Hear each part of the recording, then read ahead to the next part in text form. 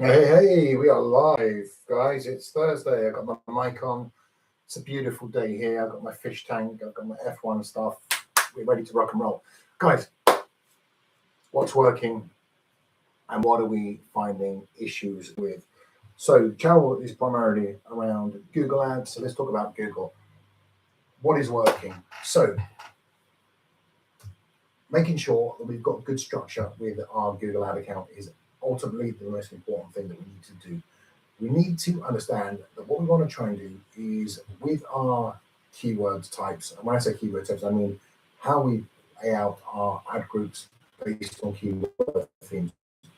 So when we're creating our ad groups, what we're looking for is closely knit product or the service. Now, what do I mean? If you're running e-commerce, it's going to be the same strategy as if you're running a service-based, if you're running, say, a search campaign. And I want to stick with search because PMAX demand gen, there's different things that we need to look at. But um, if we're just focusing on search, what we want to do is add in broad terms.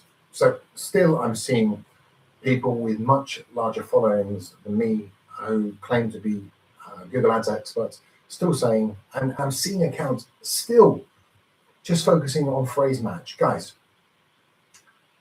this is not necessarily my opinion. This is being led by data that when we're creating our Google Ad accounts, we need to make sure that we have broad. Now, broad will give you the volume.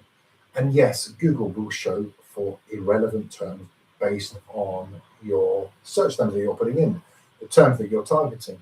But the caveat to this, guys, and this is something that a lot of advertisers miss, don't understand, or have no clue how the platforms work, especially Google. And I see this all the time.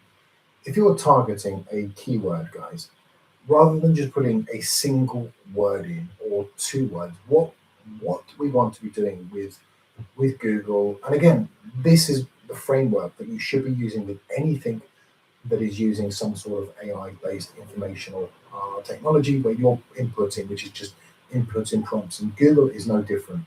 What we need to do, guys, is that we need to make sure that we are adding in key words that make a sentence or a meaning. So you want to be adding in long tail keywords that are at least sort of four, five, or six keywords that make some sort of a sentence or a meaning. If you do this, guys, and you have broad terms added into your Google, what will happen is you will make sure or you will massively reduce the amount of crap that Google will show for your Google ads. And the reason is like a prompt. You're giving the algorithm more information. You're saying, okay, go and find me something based on this term, these words which make a term, which make a sentence, almost not a sentence, but like a meaning or understanding. And this is where we're going with AI. This is where we're going with prompting and putting information into these platforms. And the same as is with Google. Google is the platform itself is going from it used to be based on keywords, it's based around keyword themes now, but we're going more conversational. So when I'm looking at Google Ad accounts, I'm looking at search terms reports. What I'm seeing is I'm seeing new terms that I haven't necessarily seen before, whether that's for e-commerce or for service-based industries, because a lot more people now are using platforms to create new ways of finding things within the platform. So a lot of people will use, Chat GPT or Perplexity or Claude to put in the terms, but then it's still going to be relatable to the Google ads that you're running. And that's what we're seeing based on the information that we're consistently seeing and adjusting and changing in 2026. So make sure you've got broad, 100% guys, you need broad in there. Long tail keywords, add negative keywords. Negative keywords should be done every single day for a number of weeks, especially if it's a new campaign, to make sure that you're guiding the platform, guiding Google to show exactly what you want to do. And if you don't do that, that's where you start to see issues, problems. If you're doing it once a week and you're running a budget of 100,000, 5,000 a day on Google Ads, the more budget you run, then obviously it's going to be showing for more, and then potentially you're going to be wasting more money. So big budget doesn't necessarily mean more profit or you running a better campaign. What it means is you still need to do the basics right, guys. And adding broad is something you need to do. If you don't have broad in your search, and you're only running a search campaign, you are massively missing out on where your ads will be seen within the Google platform.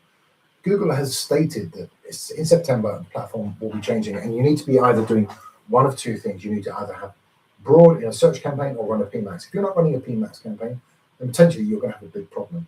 And forget about what these gurus say. This is the reality. This is somebody who's in the trenches. This is somebody who works on Google Ad accounts every single day, and I've been doing it for years. I'm very good at what I do. I'm better than majority of other advertisers, and the reason is because I understand the platform. I know how to look at the data. I know how to take that data, translate it into meaningful understanding of breaking down of how to get the very best, whether that's through search, so for service-based or e-commerce. The principles, guys, is still going to be the same, especially if we're going to focus. I want to talk about purely search campaigns. So we need to make sure that we've got a good understanding of how to get the best out of these platforms. If you can do that, you'll be ahead of the masses. So broad, make sure that if you're running broad over a period of time, you want to make sure that your bidding strategy goes from max clicks to max conversions, which comes into the smart bidding guide, which then taps into getting the right signals, which I've spoken about time and time again, sending the right signals to Google. Only broad will provide the best signals for your Google Ad account. On top of all this, the caveat for this is that as we start to see campaigns performing, what we need to do then is add in exact terms. Again, the reason we're adding in exact, that's the closest variant, think about it, it's the closest variant to the keywords that triggered your ads. So you're having a good understanding of where that data is coming from. And then potentially when you want to scale your campaign, which is adding in a Performance Max campaign, this is the reason why you need to do it, guys, because adding in a Performance Max, a broad term will tend to cannibalize towards or show priority towards a PMax campaign. You still need it in there, but by adding in exact, what you're doing is you're trying to create that separation between the two campaigns, because the priority for exact will go to a search campaign. The priority for a broad, if you're adding in a PMax campaign, will go to the PMax.